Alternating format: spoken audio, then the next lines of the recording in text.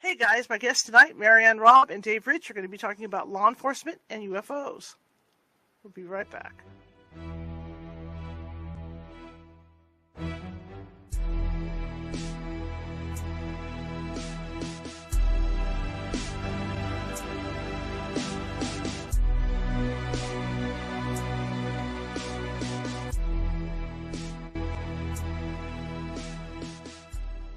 Grab your popcorn and snacks. Find a comfy spot, take a seat or lie down, and let me transport you to a place of fantasy, ghost stories, ancient legends, odd creatures, alien encounters, and other magical topics. You may even decide to join the conversation. From faraway lands to your own backyard, with a small dash of pixie dust. Turn out the lights and open your minds. The journey is about to begin. Happy Friday, everybody. How's everybody doing? I think you said great. I'm going to look forward to this weekend. It's going to start heating up again. It'll be hot through next Saturday, and then the cool down finally starts, the final cool down. But in the meantime, we're going to hit around 90, I think like 96 or 98 this week. So compared to Arizona, it's like spring. Anyway, welcome to the show. My name is Charlotte. I'm going to be your host for the next hour. I'm also the owner of the California Haunts Paranormal Investigation Team based out of Sacramento. We're 45 strong up and down the state, which means if you think you have a paranormal issue going on, we can get to you. It might take us a while, but we can get to you. And by a while, I mean 1 or 2 days. And in the case that it does take us 1 or 2 days, we do have mediums on staff who can phone you and speak with you about what may or may not be going on. And in most cases, they can settle that energy down until we can get out there. But we will get out there within 1 or 2 days, okay? That being said, you can find us all over social media. Just Google California Haunts Paranormal Investigation Team and we'll pop right on up. If you're watching from Facebook tonight, and a lot of you are, please feel free to hit that follow button. If you're watching from YouTube, if you haven't done so already, please subscribe. I've got 1,000 videos sitting over at YouTube, and they're all different topics because I'm a journalist and I don't like to cover constant paranormal stuff, so I kind of change it up, right? So check it out. There's a lot of videos over at YouTube. Same goes for Twitch. All right. And Rumble. If you guys are on Rumble, be sure to subscribe. Subscribe. Anyhow, welcome. And, oh yes, one other thing. If you like what you see tonight, show me some love. Give me some thumbs up here. Give my guests some thumbs up, or happy faces, or whatever's out there. Got to show me some love. Anyway, this topic that I have tonight, I've told you guys before, the way I feel is that I've been doing paranormal investigating for 25 years. And I have seen, I've worked a lot of night shifts in my lifetime, and I have seen weird things in the sky while driving home. Okay, because I used to, any job I had was like 20 to 50 miles away. So I was driving home, late at night sometimes. I was always on the night shift. So I have seen my fair share of weird stuff in the sky. This interests me because I am a journalist. I'm a freelance journalist. And, you see a lot of cases come across UFOs. You see a lot of cases, ghost cases and stuff come across. But to me, there's no better witness than a law enforcement officer or a law enforcement officer who has stories about UFO sightings they've investigated. Because they're trained observers. That's what they do. It's just like being a journalist. You're somewhat of a trained observer as a journalist too, because you're watching everything around you. So I have a lot of respect for law enforcement, and the paranormal. So I'm really excited to talk to these two, Marianne Robb and Dave Rich. I'm really excited to speak with them tonight about this, and let's bring them in, and they can tell you a little bit about themselves, and we'll get rolling with this. Here we go. Hello. How's it going? Good. How are you? Good. Oh, we're wonderful. Tell me about you guys and how you got into all this, and we'll go from there. Well, we are, of course, 2 retired police officers. That's 34 years on the job here in Arizona. Dave was 25 years. How we started all of this was kind of an interesting. We went to a MUFON meeting here in the Phoenix area. And after the meeting, Dave and I were kind of talking about, you've got the government talking about the disclosure with the military, with pilots, and, that's great, fine and dandy, but nobody's talking law enforcement. Nobody's talking first responders. And we're sitting here going, wait a minute, there are over 800,000 law enforcement officers in the United States. They work, 24/7, 365. Why aren't they talking? And we thought, that's absolutely perfect. Why aren't they talking? Well, we've got a case in point right here, and I'll tell you that in just a second, and then we're going to turn it over to him. But Sure. you know, we thought as a law enforcement officer, if I saw something, do you think I'm really going to talk to just some stranger? No. The stigma, my credibility, losing my career over a light in the sky, or maybe Right. a Bigfoot or something. And so we says there are officers out there that have seen things. We know that, but they're not talking. Right.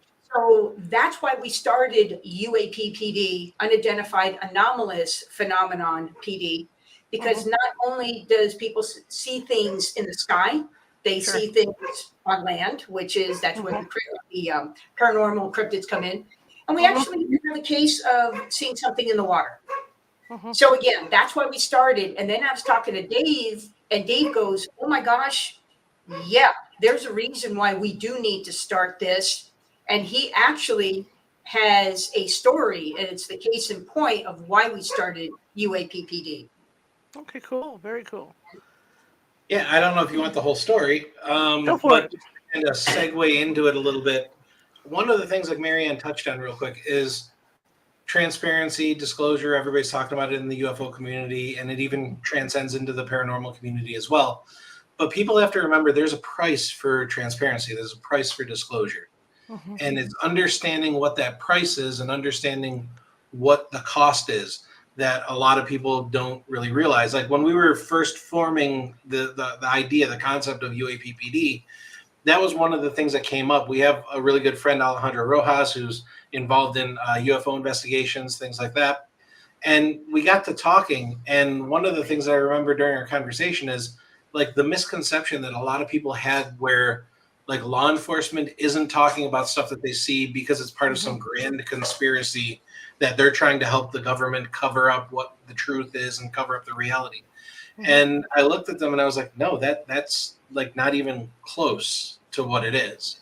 And it's much more down to earth. It's much more like closer to home when it comes to the individual officer.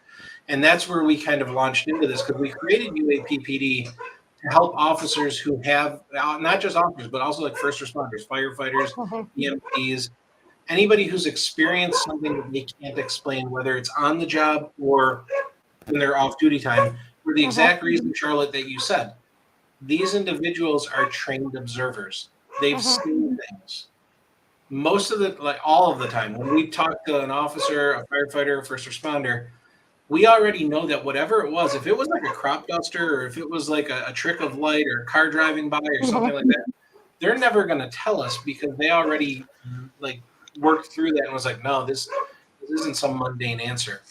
Right. But the true, to get to the story, because I think that's probably what you guys want to really hear, the real reason that we started it was because I was an SRO working at a high school here in Arizona. The school that I was working at got a 911 call from the front desk of the school. And normally this does not really surprise anyone. However, it was a Saturday and it was at 11:54 in the morning. 911 calls, dispatcher answers the phone, 911, what's your emergency? There's a voice that sounds like a younger female voice, like maybe in her teens, maybe in like early 20s. Sounds like it says, I'm scared. Dispatcher says, you're scared, or what was that? And it says it again, I'm scared. Dispatcher then responds with, you're scared? And then it says no, and then drops, you hear the sound of the receiver dropping onto the counter. Obviously, because it's a 911 call, comes into the center.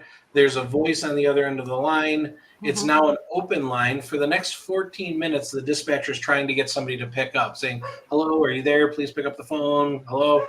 Meanwhile, they're dispatching officers to the school because there's a voice, there's somebody possibly in distress, we don't know. 2 officers show up at the school. It's a Saturday, so the school's not open. They enter the school through the front through what's called a Knox box key. So every officer in the area has this master key that will open up this little box on the side of the school, and inside is a key for the building. So they make entry, they walk inside. The 2 officers go in, there's nobody inside the building. They walk right up to the desk, the front desk where the 911 call came from. One of the officers finds the receiver sitting there, picks up the receiver and starts a conversation with the dispatcher. Hey, yeah, this has to be the phone. It's literally laying on the counter. and it's an open line, what we call, right to you. So I'm talking to you. Yeah, we're going to check it out, see what we can find. So he hangs up. They search the entire building, which is only the office at the school. The classrooms were in like a separate building. So they search. It's not it's a relatively smaller building. There's 3 ways that you can get in and out of the building: the front, back, and then off to the side where the counseling section is. They search the entire building. They find nobody. There are 3 sets of motion detecting lights in there, one in front of the lobby, one over the desk, and one behind the desk. So they search the entire area. Lights come on when they're walking into areas. There's nobody there. They go down to the only room that's left to search is the nurse's office, which is towards the front, like right where they walked in. So they walk into the nurse's office, and as most officers will tell you, we slice pies. We try to go in as a team. We search through a very methodical method. So the 2 of them, not knowing which way it goes, they kind of go in side by side, and kind of one was going to peel off to the right, one's going to peel off to the left. But before they get that, they get through the door, and they're basically standing like shoulder to shoulder, and something pushes past them to the point where both of them end up having to move back like that, like spun. Wow. But they don't see anything. They turn around, they don't see anything. They go out into the office, there's nothing there. So at this point, they're like, there's nobody here. We can't find anybody. We're going to lock up. We're going to leave. So again, here's where this idiot gets involved. So I end up getting a call from the principal, and he's like, hey, did you hear about the 911 call at the school? And I'm like, why would there be a 911 call at the school? It's a Saturday. He's like, you need to talk to the officers that came here. So I'm like, okay. So I called dispatch. Hey, is there a 911 call at my school? Dispatcher says, you need to talk to this specific officer. So I'm like, okay. So I had his phone number. So I text him, hey, did you go to my school? And his response is, dude, your school is blanking haunted. Like, okay. So I call up. I'm like, dude, what are you talking about? So he proceeds to tell me everything that I just told you. I'm like, okay, that's weird. Like, I've never experienced anything. And at this time in my career, I was a hardcore skeptic. I didn't believe in much of anything like that. So I'm like, okay. So then I make the mistake of telling my sergeant, who is very big into the paranormal investigations. And he's like, well, you need to investigate this. And I'm like, why? Why do I need to investigate this? He's like, it's misuse of 911. And I'm like, who am I going to arrest? And so he's like, wow, you need to do an investigation. So I end up doing an entire investigation into this. We go from every aspect of it the way we would handle any other criminal investigation. So I run down everything from the phone company to the phone service for the school to the 911 service, everything. Like every box that I could possibly check off, I check off. So I confirm 100% that the call came from that desk, not from an adjoining classroom, routed through the front desk, not through any other place. It wasn't phoned in through a different source. Because every time I got to the point, well, maybe somebody like hacked the system, it didn't explain how did the receiver end up on the counter. I went so far, Charlotte, to take the receiver off the hook and just put it there to my ear and go, how long before this line just goes dead? 15 seconds, in case you're curious. Just because I was like, well, maybe the phone fell off on Friday and it's been sitting there for like a couple of days. And like we ran down everything. We had a phone like repairman go out to the side of the building, open the phone box, look to see if somebody had entered there. There were cobwebs, cockroaches. There was nobody inside there. We look everywhere. So while this is happening, I pull the 911 tape. So I have a copy of the 911 tape. I also request a copy of the security footage. It's cool because there's a security camera right over the front door looking in the direction of that desk. So while I'm running down all these leads, I get the video back, and I have the audio. And I listened to the audio a couple of times. I'm like, yeah, it sounds like somebody saying I'm scared, and then saying no, and then dropping the phone on the counter. It sounds pretty like straightforward. So I get the security footage, and I'm like, okay, well, obviously I'm going to find some kid. Somebody must have somehow snuck in there, called 911, got back out before the officers could get there, something. Because we have 14 minutes where the dispatcher's talking and the officers weren't there yet. 100% convinced that this is what it is. So I take the security footage. I go all the way back to 6 o'clock in the morning to start. At 7:10, one of the security guards who was working a Pop Warner football game there comes in through the back, doesn't go anywhere near the desk, grabs some paper to make a sign, and then walks back out. I know that because I talked to her, confirmed. The lights in front of the desk pop on when she comes in. She grabs the paper, grabs the marker, walks back out. 20 minutes later, the lights turn back off. Wow. About 10 o'clock in the morning, I think it was like 10:20, the lights just over the desk pop on. Not on either side of the desk. Now, the way this desk is designed, you can't get to the desk unless you come from the front or the back because there's a wall on both sides. So the lights just over the desk pop on. I'm like, that's weird. Why would those ones but not on either side? I don't know. Maybe it's a glitch. Maybe it's nothing. 20 minutes later, lights pop back off. So now it's getting close to the time that the 911 call comes in. That phone in question is almost dead center of the video. Like right there, the screen. I can see the desk. There's no way anybody could get to that desk without being seen. I'm like, okay, any minute now I'm going to see the lights pop on. Somebody's going to come over there and we're going to see it. So 11:54 rolls around. There ain't nobody there. None of the lights pop on. Nothing happens. I'm like, okay, that's weird. So I start confirming, I watch it all the way. 14 minutes later, I see shadows coming up to the bottom of the screen. It's the two officers entering with the Knox box key. I watch them walk over. One of them walks right up. I watch him pick up the phone from the counter, have conversation. As they walk up, the first set of lights pop on. As he gets to the desk, the ones over the desk pop on. They have a conversation. One of them walks behind the desk. The ones behind pop on. So I know all the lights are working, but for some reason they weren't working when that call came in. I went back and checked it 4 or 5 times just to make sure that the timing was right. There's nobody at that phone when the 911 call comes in. So then they walk back. I watch them search. I watch them go down. Now, there's no cameras in the nurse's office, but the door to the nurse's office is right at the bottom of the screen. I see the two of them set up. I see the two of them walk through the door. And about 2 seconds later, I see the two of them run back out, looking around like they're trying to see something. And that's at the point where I'm like, okay, something's really kind of weird here. So we continue going down this road. I'm trying to figure out what's going on. I'm now getting to the point where I'm like, I'm having a hard time coming up with a logical explanation for this because there's nobody at that phone. There's nobody, they would be on video. There's nobody on the video. There's nobody there. So we keep doing our digging. While this is going on, I take the audio and I send it out for analysis with MUFON. There's a couple of guys from MUFON that they're like, hey, we'll analyze the audio for you to see what it is. Okay, cool. So I send it out to them. In the meantime, I start doing old school investigation. So I start asking people around. I end up finding out that one of the receptionists that worked there supposedly was a medium. I went and talked to her a little bit. She's like, that has nothing to do with me. I know how to close what I'm doing. I know there's nothing to do with me. Okay. And she seemed pretty convinced. And then I remembered that everything kind of like the big thing happened when they were in the nurse's office. So I walk over to the nurse's office.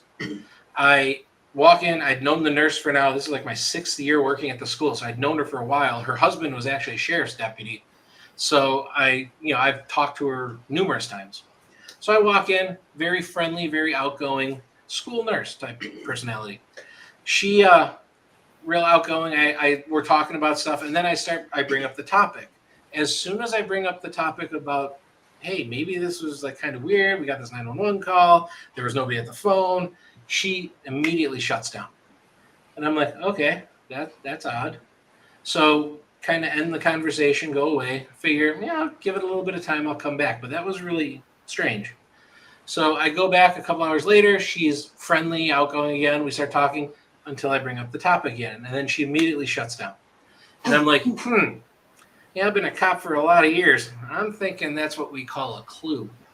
So I'm going to give it a couple of days, and then I'm going to go back and talk to her again. During the time that I was giving her the couple of days, I get the results back from the 911 tape. The guys who analyze it, they're like, well, hey, you've got something. They're like, we don't know what it is. It's not a human voice. It doesn't look like a human voice on everything that we're looking at. But he's like, more importantly, it doesn't say I'm scared. I'm like, what do you mean? And so they amplify it and play it back. It actually says, I scare.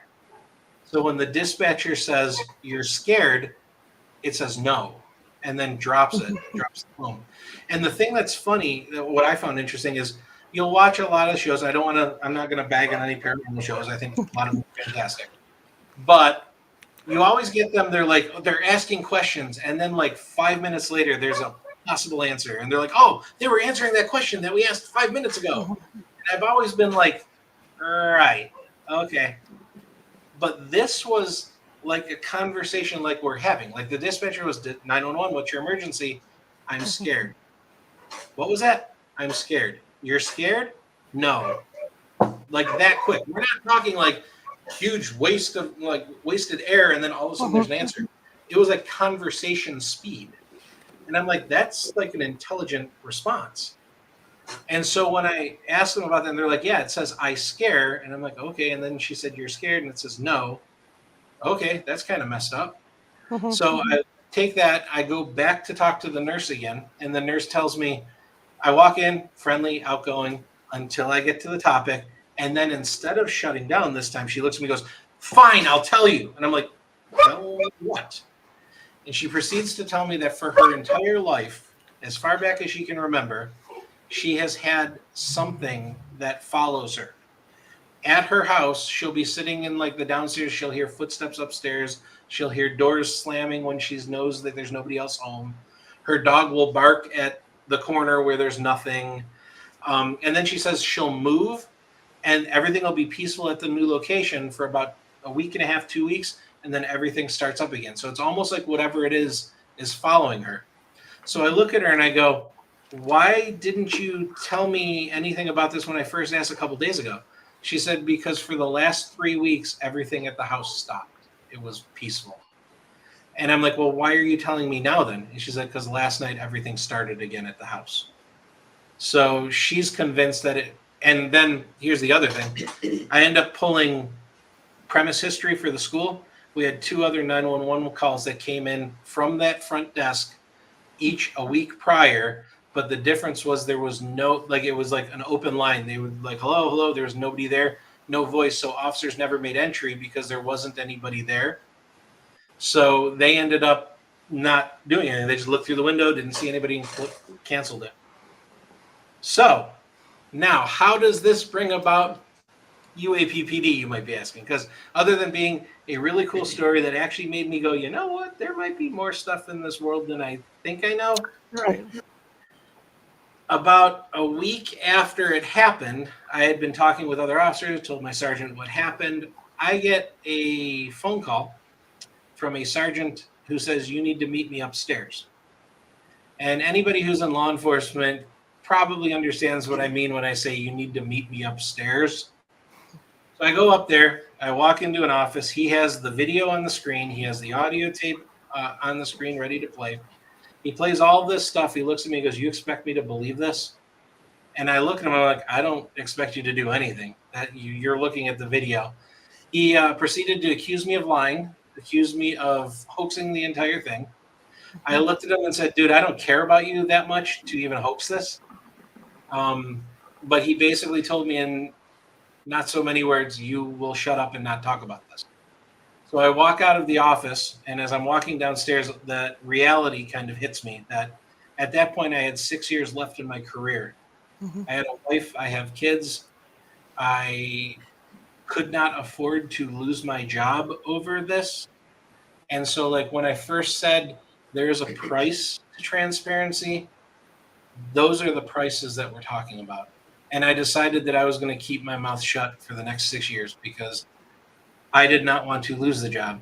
And one of the things we like to talk about during our presentations is if you're into the UFO community, everybody pretty much knows who Lonnie Zamora is. They've heard of Val Johnson. They've heard of Jim Blackwood, who are 3 police officers with very famous UFO sightings. Everybody knows about the officer up until the sighting. Nobody asks what happened after. And their lives are horrible. Blackwood came right out and said, the worst thing I have ever done was speak about this. Lonnie Zamora's career and life was never the same. And that is the cost of being truthful. Because there is a cost to pay. And so that's basically how we originated, because now 6 years passed. I'm now able to talk about it because they can't stop me now. Mm-hmm. And in the process, when we were having this conversation about why our officers not talking, it kind of dawned on us that there's got to be other officers that are going through what I was going through. And what they need is a place where they can talk about what they experienced, where they're not going to be judged. Nobody's going to criticize them, and it's safe. And so we extend that invitation to any officers. We have a website, we have Facebook, email, get a hold of us. We want your stories, and we will keep your name out of it unless you want it. We've actually had, we've got over 50 stories in the last year that we've been working on this.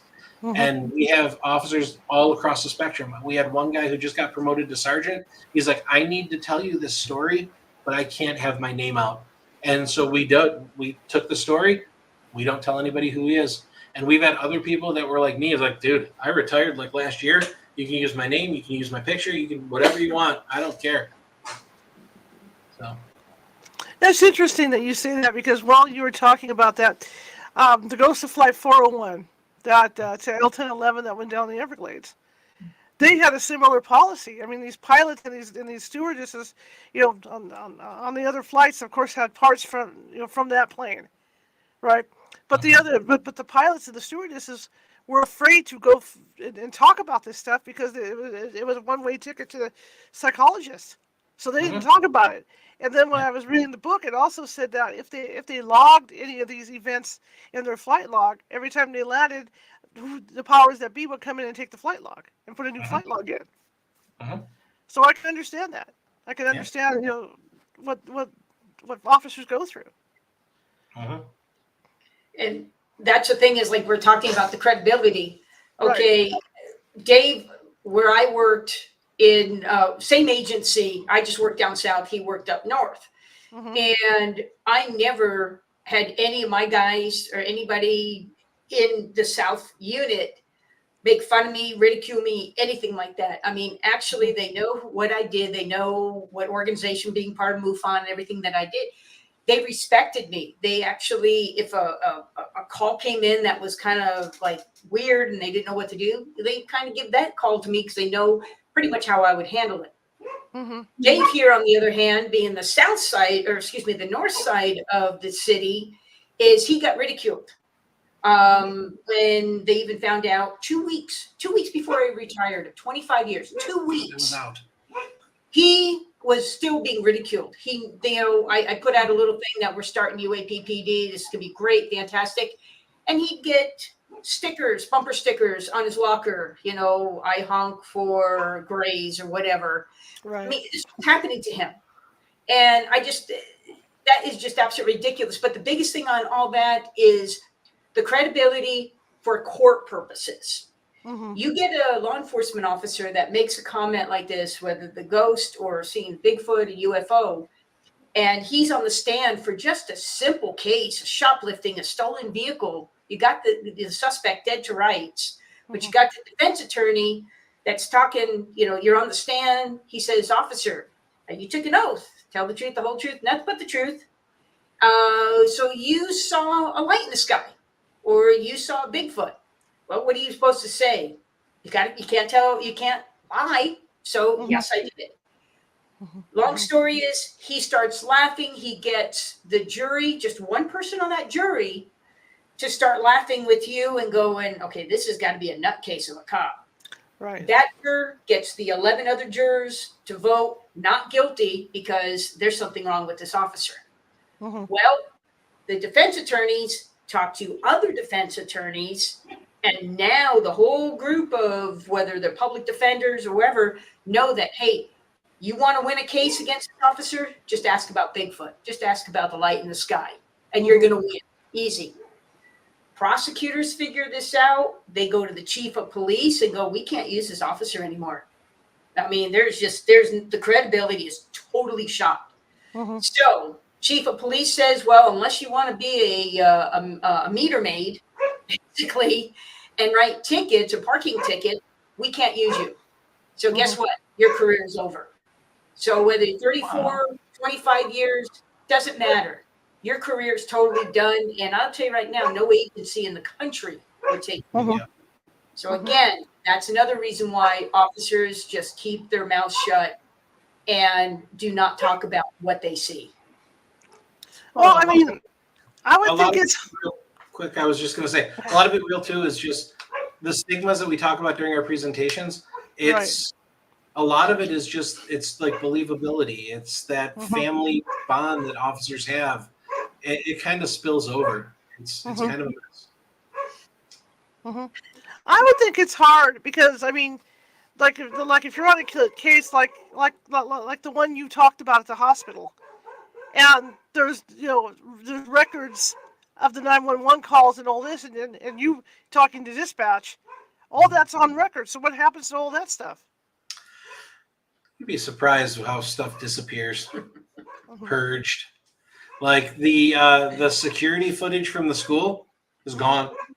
The only copy of it is I have on an old desktop in my office at my house that I can't figure out how to get off, but it's saved there.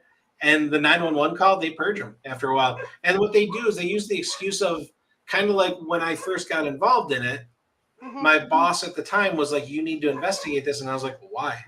I mean, when it comes down to it, nobody was hurt. There wasn't any criminal activity that took place. Nobody, there was no damage. There was no theft, no fire. Nobody was hurt. So the reality is the departments can look at that and go, hey, this has no evidentiary value. So since nobody was hurt, no crime was investigated, we can purge it and go, and nobody will stop us because, hey, these are just 911 calls that were nothing. We ended up finding out that there was nothing. And in a sense, they're telling the truth because criminally, there was nothing. Right. Actually, there might have been a whole bunch of stuff, but I guarantee it's happening all over because it's easy to purge that stuff. So we have a copy of the 911 tape because we copied it ourselves.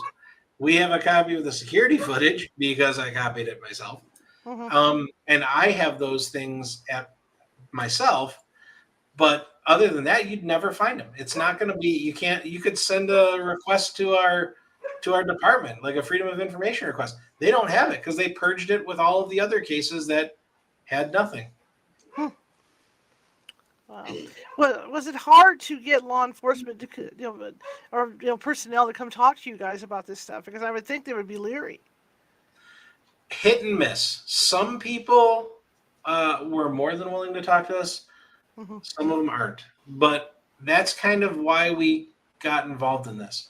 Because part of what we talk about when we're doing our stigmas is that band of brother mentality that can hurt us in one way with all of the mocking. Because, I mean, let's face it, everybody, I think, probably has a sibling. You know, who picks on you worse than your own siblings, right? Right. They pick on you. So it's that same thing because we build a brotherhood and sisterhood. We are literally willing to take a bullet for each other. And when I say literally, I mean literally, like stand there and get shot instead of the other officer.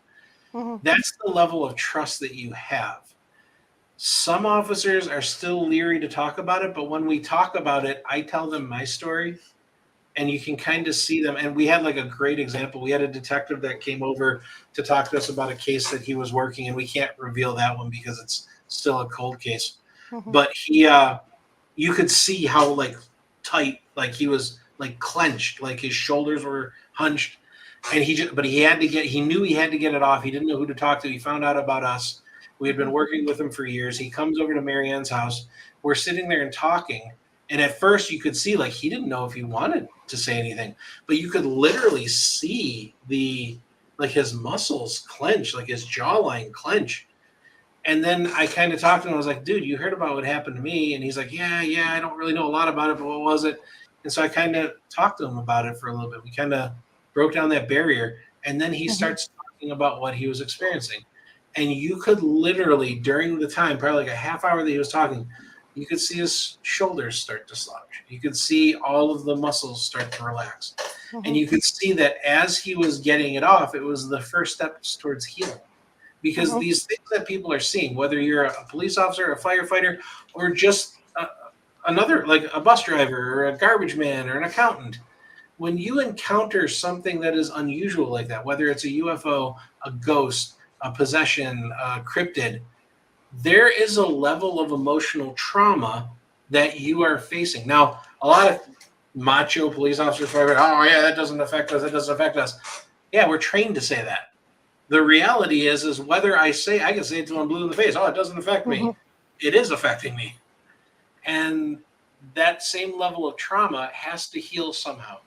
And again, for 6 years, I had this stuff just going, like every day wondering, is this the day where I'm going to get called back upstairs and told, you needed to shut up, you didn't shut up, you're out. Or, hey, you're done. You're now a jail transport officer, or you're working teleserve.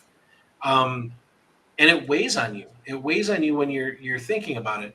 So when the opportunity presents itself to talk to people that you know were willing to take a bullet for you on the job, we're still willing to take that bullet, but this time it maybe isn't the bullet itself. Maybe it's a figurative thing.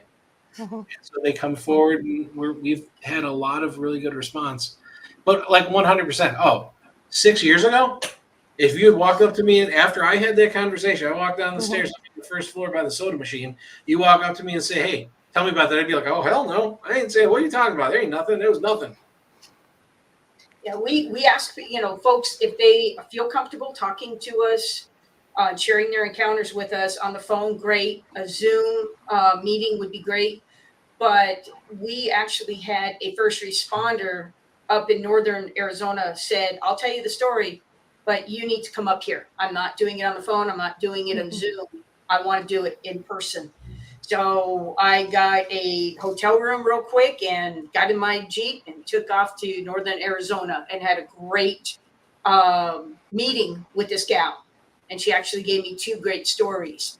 So I know there's officers out there, and a lot of times they don't know how to react to us if they hear about us. But when we talk to them in person and they see who we are, that we are fellow cops, we've been in the stressful situation just like you. And I want you to understand this is a quote unquote safe zone that you can tell us what happened. They'll freely start talking to us.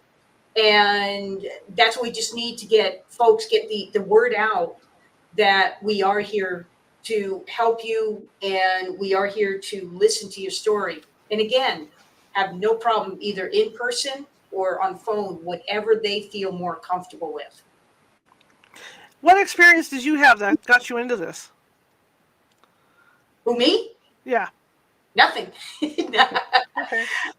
This is the cool thing is my late husband is the one that got me into MUFON, the Mutual UFO Network. 2014, he went to his first International UFO Congress that was here in Scottsdale, Arizona, and loved it. Hey, I was like Dave. I was a skeptic. I'm like, I told my husband, knock yourself out, go get him, have a great time.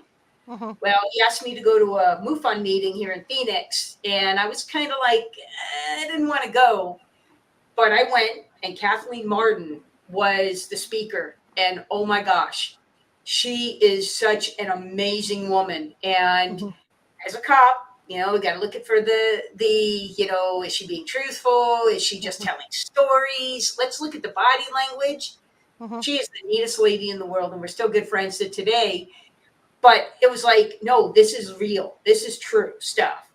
And ever since the end of 2014, when we helped out with Travis Walton's Skyfire Summit that we had in November, I had Peter Robbins, Richard Dolan, and the late, great Stan Friedman stay here at my house. And you talk about an education into UFOs and the studies and the science of all this. So that's kind of what got me into, getting into MUFON, becoming a field investigator. And then when we started talking just about a year and a half ago, when we started talking, hey, military's talking pilots. I'm sorry, but I've got to see something. And that's how we started all this. And then Dave, because we've known each other, 25 years. Yeah, we've known each other for about 30 now. Yeah. When he told me what happened to him, I says, okay, let's start this organization. So Now it's basically, I'm the one who's retired and really don't have to work anymore. Mhm. So I'm the one who's able to go out and get stories if I have to go to different states or somewhere here in Arizona. Poor Dave. He's still working. Not as a cop anymore. I retired No. as a cop, but I still had to get another job because I have little kids and a wife still to pay for. Gotcha. So your story, Dave, was so fascinating. With the hospital. I mean, that is just It was a high something. school. The It high was a school. high I'm school. sorry. The high Yeah. school. My bad. One of those days. But ironically, we also have a hospital story as well, but that's a different one. Well, can you share some more stories with us? Is that a possibility? Sure. Yeah. Okay. Do you want to do one of the? Yeah, I'll do one. Now, what's interesting, now you talk about law enforcement officers that want to kind of remain anonymous, especially if they're still working. Well, that's more of, how do I put it, politically correct is on the white man side, if you want to put, I don't know how else you put it. I would have said non-resident, like a reservation officers, Okay. because we have officers on the reservation and we have officers that are off the reservation. I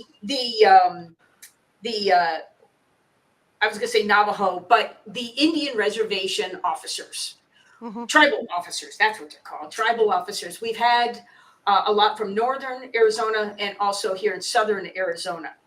And when we've done interviews with them, they're like, yeah, I still work, but you can use my name. Oh, it's no problem. It's all good. And we're saying, what?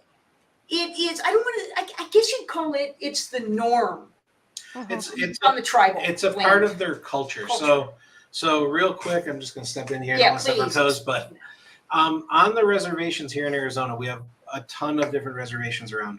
And the Native American beliefs are very much with star people, with cryptozoological creatures, spirits, the paranormal. To them, since birth all the way up to adulthood, that's what they hear about. It's so ingrained in their culture and woven through their history that to them, if you look at somebody and say, "Hey, I saw a," let me just see. It's dark outside. I'm not going to use that word. If I saw a creature that I won't talk about, but there's a TV show that's based off of it. You don't say the words after dark. If you were to say that to one of them, they'd be like, "Oh yeah, like maybe I didn't see one, but oh yeah, I know people who saw them." And like I like to joke around. I say it's like when we tell people, "Hey, I saw a payphone." Everybody knows what a payphone is, but you'd be hard pressed to find one right now. But it's the same thing. But all of these entities and creatures and incidents are so woven in their culture that it's the norm. So to them, reservation officers don't have the same stigma because that level of like I don't want to say distrust, but distrust for lack of a better term, on our credibility isn't there when they're on the res because the community believes it. Okay. See, that's why I keep him around. So he explains that really well. Anyway, one of the tribal officers that we had in the southern part of Arizona came over, and he had quite a few stories to share with us. And again, he had no problem telling us, "Yeah, use my name. I have no problem with that." One of the stories was back in 2019. He and his partner went out to a house up on the reservation. It was a welfare check. Adjoining reservation got a 911 call from this house where they were hearing screams and yelling for a woman screaming and yelling for help. They found out it was on the adjoining reservation, so they contacted them. And this officer and his partner went out to the house. Well, they're knocking on the door. "Hey, hello, is anybody here?" There's no cars in the driveway. And so they're just kind of walking. It's just a single level house. And they're knocking on the doors and knocking on the windows. "Hey, we're just here to make sure you're okay. You're not in any trouble. Please just say something. Hello," and knocking. Well, they go to the one side and they start knocking on the window. Well, all of a sudden, there's a knock on the window back to them. And so they kind of go, okay, something's going on. So the officer starts walking around to the other side of the house to get with his partner to tell him, "Hey, I just heard a knock. I don't know what's going on, but we need to see if there's someone in there." All of a sudden, there is a loud woman scream coming from inside this house. And it's on the body camera of my witness. His partner is looking at him with his eyes are now wide open, like, did we really hear what we heard? About, I don't know, 3-4 seconds later, there's a second scream. At that point, they get on radio, they tell dispatch, hold the channel, there's somebody inside, we're going to go in. So the officer gets, and he kicks the door to the side of the house. Well, there was a couch that was just right up against, for some reason, it was sitting right up against the door. So it took the officer about 3 times. He kicked, was able to finally get in. They announced themselves. They looked around the whole entire house. It's not a very big house, but they looked all around the house. And then what they did was they switched. Each one went one way, and then they switched, and then they went around the other way. So just in case the fellow officer missed a spot. It is known in that area for drug smugglers and stuff like that. So they moved all of the rugs, they moved all the furniture to make sure there was no trap door. Nothing, absolutely nothing. Sergeant arrives on scene. They tell the sergeant what happened. And they even play back the body cam because the sergeant's like, "Oh, you're not telling the truth." Kind of like what happened with Dave here. You're not telling the truth. You're not telling. He watched the body camera. They heard the screams. So the sergeant went in and checked it. Nothing. All the officers left except my witness, who was told, "Wait till you board up the house and leave a note for the homeowner." She wasn't home yet. Now, 15 minutes later, the homeowner shows back up. So he tells her what's going on, what he heard with his partner. "I'm sorry, but we kicked in the door and we had to search your house and everything was okay." She goes, "Well, thank goodness. Finally, somebody else is hearing these screams." And that kind of floored him. Like, what? This gal had a roommate that just moved out probably a few days prior to. This girl was having issues with a ghost, and she was being tormented, and she supposedly was raped by some type of spirit that was in that house. And I guess she just took off and left.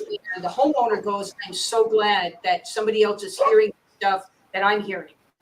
Well, as the gal is trying to put stuff together, she notices that this table that has all of these religious figurines. There was one table that had all these religious figurines, but now they're all knocked over because of maybe one of the officers while during the search. And this lady, the homeowner, went from being really nice to very, very, very rude and angry and yelling at the officer, "What did you do? What did you do?" And she's literally taking these figurines and slamming them, putting them upright. She goes, "You can't do this. I can't believe you did this. You're going to get this. All these spirits are going to come get you now." And he's not understanding it. But she's saying these were the spirits that were basically keeping the house safe since this gal left. And now the officer knocked everything over. So the homeowner yells at him, says, "You're going to be cursed. Get out of my house. Don't ever come back." And she's trying to put these figurines back. So basically he said, "Okay, sorry." And he left. But he could not figure out, neither his partner, what in the world those screams. It came from, something that probably was left by that lady that was, being cursed by these evil spirits. Wow. My favorite part of that story is he actually gave us the body cam footage. So we actually have it, and you can hear the scream, the first scream, clear as day, and you can see the other officer when the scream happens. The look on his face is classic. And that's why Marianne said, like, his eyes got huge, because he's literally, the officer, like our witness is talking to him. The body cam has the other officer in the screen. And when you hear the scream, he literally goes like this, like, what? And then they go running over to the door. And as they're knocking on the door, you can hear the other scream. And he had to tell us that there was the couch behind the door, because it took them like 3 kicks to kick it open. And so, being cops, were kind of like, oh yeah, I can kick that door open. And he's like, hey, you just need to know there was a couch on the other side of this door. That's why it took me 3 kicks to get it open. We're like, okay, yeah, that's fine. We're not judging. We don't judge. I just find all this so interesting because, like you say, it's unfortunate that they really can't report this stuff, and talk about it. Because, I mean, it is happening out there, and I think it happens a lot more often than people think, right? Oh, yeah. Well, and that's like what we said, and what Marianne said at the beginning. There's 800,000 police officers that are currently working. They're seeing stuff. Maybe not all 800,000. I mean, here's a case in point. We got 50% right here. I saw something she never did. But there's got to be a lot of officers seeing stuff. And just because of the stigma and not knowing that we exist, because we've only been around for a little over a year, maybe they're like looking at each other going, man, I wish I could talk to somebody about this. I just wish I knew who I could trust. And since we just got started, we've actually been on a number of different radio shows, podcasts. We were on Coast to Coast AM just a couple weeks ago. And we're getting stories from all over. We had people from Europe, like England and Ireland, and somebody from Mexico City. People kind of all reaching out to us, kind of asking about what we're doing. And it's now starting to get out, and that's what we want. Is we want to get the thought, our concept out there for people to look at us and get a hold of us and know that you don't have to carry that inside anymore. You have an out with people that aren't going to judge you, aren't going to make fun of you, and have actually been there. So there's a little bit more like weight, because if you think about it, we were first responders first, so we know what it's like to do that job, and we've experienced things that we can't explain. So it's like 2 levels of understanding that we can bring to the table and help people just kind of get past it and start working towards healing. Now, is this only for police officers or like all around first responders? Because, I mean, fire department must be involved with this stuff too. Any first responder, firefighter, police officer, federal agent, game warden, park rangers. We've had some interesting stories from park rangers. Anybody who is a first responder, EMT, ambulance driver, anybody who's a first responder that's just looking, because all of those professions share that thing in common where your credibility is paramount, and where do you go if you encounter something? And now we're here, and we're willing to listen. We're having great turnout. Some of the stuff that's interesting is we actually went and spoke at the MUFON Symposium in Dallas and got stories from people in Dallas. We went and spoke at an event down in Globe, had a lady from California come over and tell us a story. We're getting online information from our website, people from other states. That's what we want. We want to get as many stories as we can, because the more people we can talk to will show more people that they can trust us. And then the more people that trust us will get us more stories, which will ultimately accomplish, which is what we want, which is to help these officers, these first responders, get over and get past the trauma that they faced when they encountered this thing. My next question is that when you talk about forest rangers, for instance, can you give me a brief story on something they saw? I had a park ranger come up to me and tell me how it was like, and at the end of their shift or the end of the day, they have to go around to the different outhouses, facilities in the park. It's a rather large park, and they have to like lock everything up. So this particular park was right next to a cemetery. I know, nice placement. He goes over and he's locking up all of the facilities, locking the doors to like the storage areas and stuff like that. Well, he locks the doors to these restrooms, and out of the corner of his eye, he sees like a person like standing there. So he turns to confront, because the park's closed and not supposed to be anybody there. So he's going to tell him, hey, dude, you got to get out of the park. As he turns, the figure turns and runs. And he's like, it's dark, so it just looked like this black figure. Like I couldn't see what it was. So of course they run. So like most good law enforcement, whether they're a park ranger or a cop, when somebody runs, what's the first thing we do? We chase. We're like dogs. We do that. So he takes off and he's running after the thing. The person goes over this low wall that was adjoining the cemetery to the park, and Right. he is literally 10 steps behind it. But it's dark, so all he can really see is this like black shadow kind of person walking or running.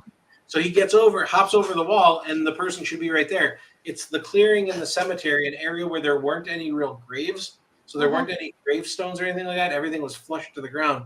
When he hops over the wall and he stops and looks, and there's nothing there.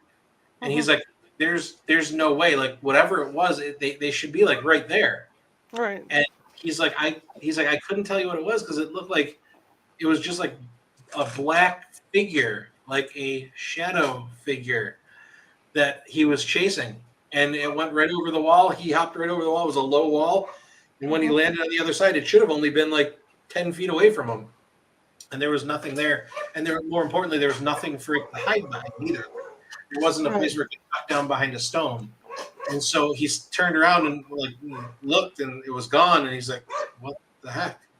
And so that's just like a real quick example of one of a park ranger that we ended up talking with. Very interesting. What's next for you guys? Well, like next, as in like our next speaking engagement is up in Bullhead City. We have a speaking engagement in Bullhead City at the Mojave County Community College Speaker Series, and that's on October 4th, which is up in the Bullhead City, Laughlin, Nevada area, up in that area. And then after that, we have Paradise Valley Community College has a CSI day, which is interesting because it's all about crime scene investigations. They heard about us, and we're like, hey, we want you guys to come and talk about UAPPD and talk about different sightings and stuff, even though it's not really like a crime scene investigation thing, but they were still interested. It's kind of shocking to see how many people are really interested in this. And we are in the process starting. We are looking to write a book, and we've got 1 or 2 chapters done now. Yeah, more like 3. But we are. I know with him working full time and stuff, but we are in the process of writing a book and all. But if there's anybody out there that would like us to come out, either do a presentation for them, or if they have any great encounters they would like to share, we're more than happy to just travel anywhere we need to meet with these folks. And the book, if they want to tell us a story for the book, great. If they want to tell us a story and they're like, I don't want it in the book, I don't want my name in it, that's completely fine too. We only put stuff in the book that the officer looks at us and says, I'm willing for this to go in the book. And then our next question is, how much of your information do you want? Because like I said, we have guys that are like, here's a great story I want to tell you. You can use this story for the book, but I don't want my name in it. And so we're just leaving the name out. We're just saying an officer from a city in Arizona, and we just go with that, and we leave it out. Because again, our number one thing, besides getting officers the opportunity to get this off of their chest, is to protect them. And that starts with keeping their names out of it. Absolutely. Well, that's great. What's your website? It is uap-pd.com. And I want to thank a good friend of mine, Alejandro Rojas, for redoing it. Unfortunately, our website got hacked for a while back and it was down, but we got a brand spanking new server website. It's real exciting, but it's just uap-pd.com. Scroll to the bottom, has a contact us. And please put your information in. It'll go to my email, and I'll contact you right away. And we also have a Facebook page, UAPPD. Yeah, UAP-PD. So if you want to check out what we got going there as well, if you want to make a comment, feel free to make that there as well. Those are 2 big ways to get a hold of us. Fantastic. Thank you guys so much for coming on. Not a It problem. was terrific. I would love to have you on again and talk to you. I mean, this is good stuff. This is great. Awesome, Absolutely. Charlotte. Thank you so Absolutely. much for having us. Thank you. And I apologize for the dog. I don't know what her trip is, so I'm going to go yell at her. And Okay, it worked with one of our stories, the dog barking. There you go, yeah. I don't know what her trip was. Then she was standing right outside the door here barking too, so I don't know what her trip was. So I got to have a little chat Just with her. wanted to be part of the program. Oh, yeah, she wanted to get on camera today and everything. You never know with animals. All right, yeah. I'll be in touch with you after the show because I have another project that I'm working on. Okay, cool. That Excellent. I could probably, maybe if you'd be willing to part with some stories that I could use for that, we'll talk about it. Okay, Absolutely. excellent. Thank you so much. All right, thank you so much. You have a great rest of your evening. Thank too. you. Okay, Bye-bye. bye-bye. Okay, fascinating. It's everything I thought it would be tonight, and I'm glad they're doing that because, like they said, it's really hard for law enforcement and pilots and all these people, to go to their superiors to say, hey, this happened to me when I was on shift. It's very difficult because of the way they're trained and the way that people feel that they should be thinking, and that kind of thing. Okay, Sunday I'll be back at 6 p.m. Pacific, and I'll be reading from Mary Shelley's Frankenstein. And Monday, our guest will be Nicole Strickland, and we're going to be talking about the Queen Mary and paranormal investigation. So I will see you guys on Sunday, 6 p.m. Pacific, and I'll have to go have a little chat with the dog and see what's going on with her. But sorry about the dog. I apologize. I don't know what her thing is. She's all quiet now, so I don't know what's going on. So somebody may have stopped by or something. But anyway, I will see you guys on Sunday. If you like the show, share it with 5 people.